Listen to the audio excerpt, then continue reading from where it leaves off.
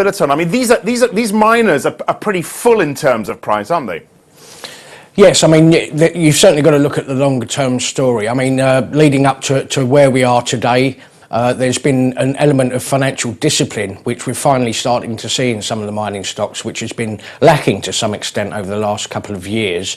And of course, there's also been pressure from shareholders to return some of the large amounts of capital that they're continuing to generate in the form of the buybacks they're already doing to a small extent, but also dividends. But certainly from the perspective of an investor, these are extremely volatile stocks. They move very much in line with any kind of update coming from China. Would you have them in your portfolio?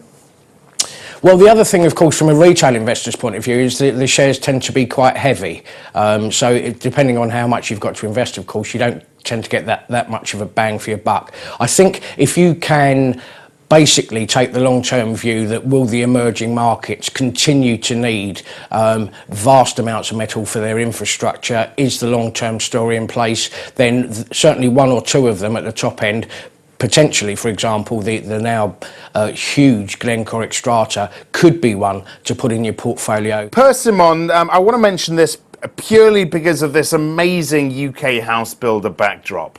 I mean, these are shares you want to be in, aren't they? Yeah, I mean, they're amongst the more favoured within the house building sector, and with good reason.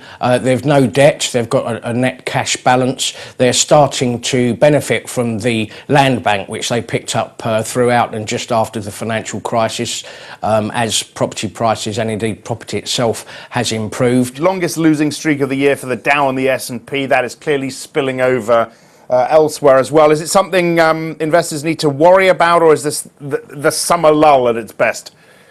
I think LULL is a very good word for it. I mean, obviously we've got some Fed minutes coming along tomorrow, but I don't think we're expecting any new news. In fact, the Fed's been fairly unequivocal in everything but timing in terms of tapering. But the fact of the matter remains, quite simply, that if QE is to be tapered, it will be simply because the US economy is strong enough to withstand it, and it's not something they're going to do overnight. They're going to do it, hence the word tapering, over a gradual basis. So if we stand back and consider the Q2 half-year reporting season that we've just had on both sides of the pond, generally speaking, companies remain in fairly good health, and that should, all things being equal, leave us with a positive outlook for the rest of the year. All right, so this rout is temporary? I wouldn't call it a rout, actual, to be honest, but certainly a lull and a bit of nervousness has crept